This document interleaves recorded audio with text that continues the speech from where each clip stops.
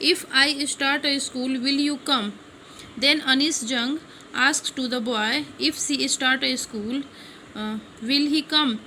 उससे पूछती हैं अनीस जंग कि अगर वो मतलब राइटर अनीस जंग अगर कोई स्कूल स्टार्ट करती हैं तो क्या वह आएगा पढ़ने के लिए? आई आस्क हाफ जोकिंग, मतलब एक तरह से मजाक की उसके साथ, सीरियस नहीं थी। Seriously she is not going to open a school, वो रियलिटी में in reality she is not going to open a school, reality में वो कोई स्कूल खोलने नहीं जा रही थी, मगर उससे एक मजाक करते हुए बच्चे से एक मजाक किया उन्होंने कि अगर मैं स्कूल खोलूँ तो क्या तुम आओगे? Yes he says smiling broadly, और बच्चे ने मतलब आलम साहिब आलम ने कहा हाँ, और बहुत एक ब्रॉडली स्माइल किया। A few days later I see him running up to me, और कुछ दिनों बाद देखी एक दिन कि वो दौड़ते हुए उनके पास आ रहा था। इज़ योर स्कूल रेडी, क्या आपका स्कूल रेडी है? It takes longer to build a school, I say embarrassed at having made a promise that was not meant. अब यहाँ पे अनीस जंग थोड़ा सा एम्बेरेस्ड यानी शर्म महसूस करती हैं थोड़ा सा, क्योंकि उन्होंने एक जोक किया था, उससे एक मजाक किया था कि अगर मैं स्कूल खोलूँ तो तुम आओगे, और उसने उनके जोक को सीरियस ले लिया था। अब वो वेट कर रहा था कि एक दिन स्कूल खोलेंगी और उनके स्कूल में वो पढ़ने के लिए आएगा, मतलब मीन्स कि ही वांट्स टू लर्न, वो पढ़ना चाहता है। तो एक दिन दौड़ते हुए इनके पास आता है और बोलता है कि क्या आपका स्कूल खुल गया है? तो ये बोलती हैं कि ये it takes longer to build a school, एक स्कूल बनने में लंबा टाइम लगता है, और एम्बेरस हो जाती हैं थोड़ी, मतलब लजा जाती हैं कि मैंने क्यों ऐसा प्रॉमिस किया कि जो फुलफिल नहीं हो सकता है। But promises like mine abound in every corner of his bleak world, bleak यानी बहुत ही अंधेरा वर्ल्ड, उसकी अंधेरी दुनिया में मैंने जैसी प्रॉमिस की है, इस टाइप की प्रॉमिसेस भरी हुई हैं। बहुत सारे लोग होंगे जो उसको कुछ ना कुछ प्रॉमिस किए होंगे, मगर वो प्रॉमिसेस फुलफिल नहीं हुए होंगे। After months of knowing him I ask him his name, और महीनों बाद, एक महीना लगभग कई महीने हो गए अनीस जंग को उसको जानते हुए, फिर उससे उसका नाम पूछती हैं। साहिब आलम, वो अपना नाम बताता है, ही अनाउंसेस, वो बोलता है my name is Sahib e Alam. He does not know what it means, और वो साहिब आलम का मीनिंग नहीं जानता है।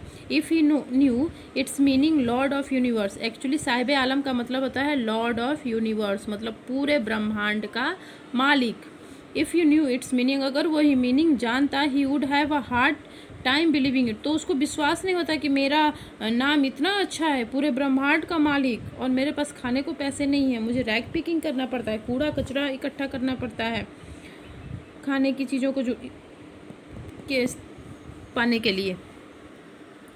Unaware of what his name represents, he rooms the streets with his friends, उसको अपने नाम का मीनिंग नहीं पता है, उससे अनअवेयर है टोटली। ही रोम्स यानी घूमना इधर उधर, स्ट्रीट्स यानी गलियों में, विथ हिज फ्रेंड्स अपने दोस्तों के साथ गलियों में इधर उधर घूमता है।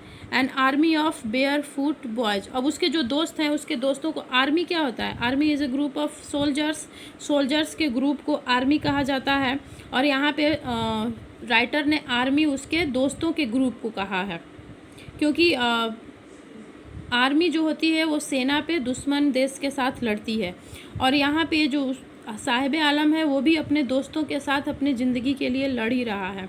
इतनी छोटी उम्र में ना उसको खाने को है ना उसको पढ़ने को है, फिर भी अपने लाइवलीहुड के लिए, अपने जीवन यापन के लिए कूड़े कचरे में से प्लास्टिक और पैसे इकट्ठा करके अपना भी जीवन यापन कर रहा है और अपने परिवार का भी भरण पोषण कर रहा है। तो वो भी एक सोल्जर की लाइफ ही जी रहा है, इसलिए उसके, और वही नहीं, उसके सारे दोस्त जो सारे रैग पिकिंग का काम करते हैं, और एक सोल्जर की लाइफ जिस तरह से बहुत ही कठिन होती है, उसी तरह इन लोगों की लाइफ सोल्जर की लाइफ से भी काफ़ी कठिन है। इनके पैरों में शूज नहीं है, बदन पे अच्छे से कपड़े नहीं है, बेयर फुट यानी नंगे पैर boys who appear like a morning birds and disappear at noon, जो कि सुबह में मॉर्निंग बर्ड्स, सुबह में दिखाई देने वाले बर्ड्स की तरह दिखाई देते हैं, और डिसअपियर गायब हो जाते हैं एट नून, और दोपहर होते होते गायब हो जाते हैं। तो इसलिए राइटर ने उनके ग्रुप को आर्मी का नाम दिया है।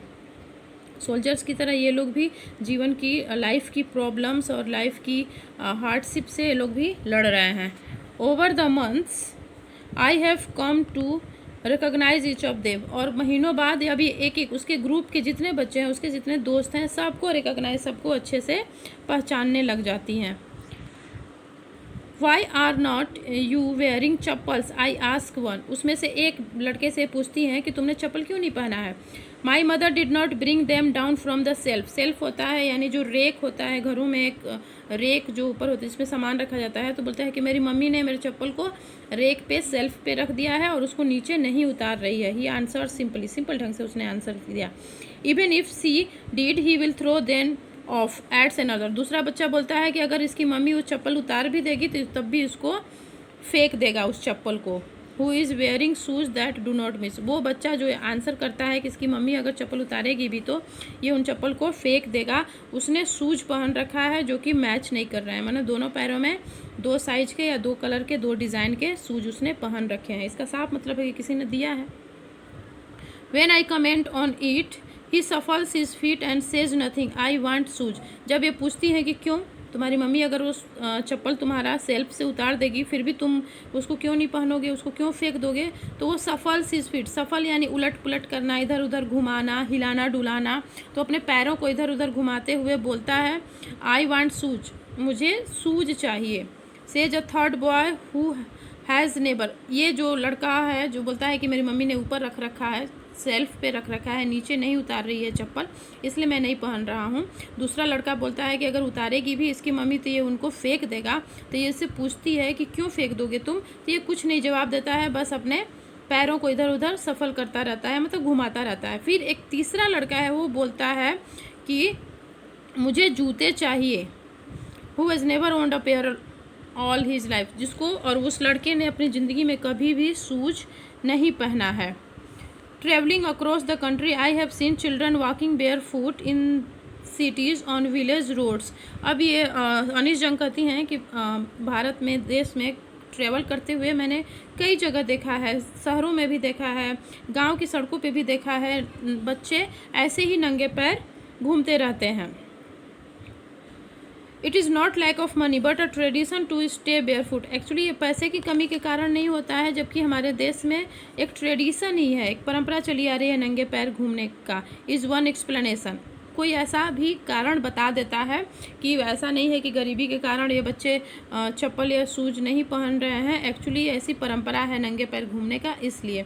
आई wonder if this is only an excuse to explain away a perpetual state of poverty. ये सोचती हैं कि क्या ये एक्सप्लेनेशन हो सकता है perpetual state of poverty. Perpetual मतलब कभी न ख़त्म होने वाली जो गरीबी है, भारत में ऐसे बच्चों की गरीबी जो कभी नहीं ख़त्म करने होने वाली है, उनके लिए ये कारण देना कि पैसे की कमी की वजह से नहीं बल्कि ट्रेडिशन की वजह से इन्होंने चप्पल या शूज नहीं पहना है, क्या ये सही होगा?